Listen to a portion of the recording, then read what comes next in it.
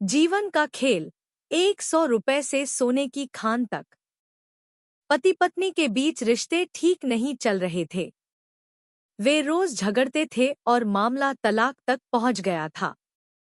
जब तलाक की बात आई तो पति को पत्नी को एक निश्चित राशि देनी पड़ी, जो इतनी बड़ी थी कि उसने सारा पैसा दे दिया और उसके पास सिर्फ 100 रुपए बचे। वह नहीं समझ पा रहा था कि 100 रुपए से क्या होगा। उसने अपनी जिंदगी पर नजर डाली और महसूस किया कि उसकी व्यक्तिगत जिंदगी बर्बाद हो गई थी। रिश्तों के नाम पर कुछ नहीं बचा था। उसकी पत्नी उसे छोड़कर चली गई थी और उसके पास केवल 100 रुपए ही थे। उसके मन में एक ही विचार आया, मैं इस दुनिया को छोड़कर मर जाऊंगा। मैं अपनी जिंदगी का अंत कर दूंगा। लेकिन फिर उसके मन में एक और विचार आया, मेरे पास केवल 100 रुपए बचे हैं। मैं थोड़ा मजा करूंगा और फिर मर जाऊंगा। मैं इन 100 रुपए को खत्म कर दूंगा। जब सब कुछ खत्म हो जाएगा तो मैं क्या करूंगा? इस विचार के साथ वह जुआ खेलने चला गया। जब वह वहां पहुंचा तो लाइन बहुत लंबी थी। वह अपने नंबर का इंतजार करने लगा।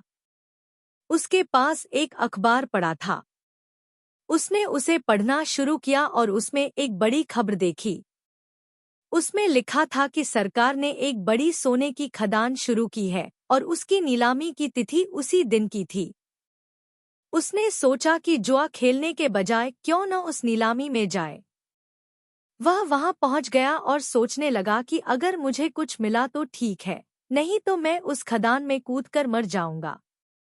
जब वह वहां पहुंचा तो उसे सबसे बड़ी हैरानी तब हुई जब देखा कि वहां कोई और नहीं आया।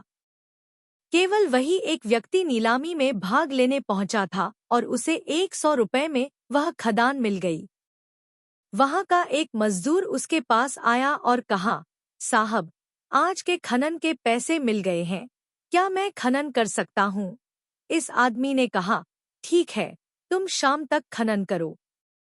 मजदूरों ने 1 फीट खोदा और सोना निकल आया। इस आदमी का अचानक जीवन बदल गया और वह करोड़पति बन गया। आने वाले समय में जब किसी ने उससे पूछा कि जीवन और मृत्यु के बीच क्या फर्क है, उसने कहा, केवल 1 फीट का फर्क है।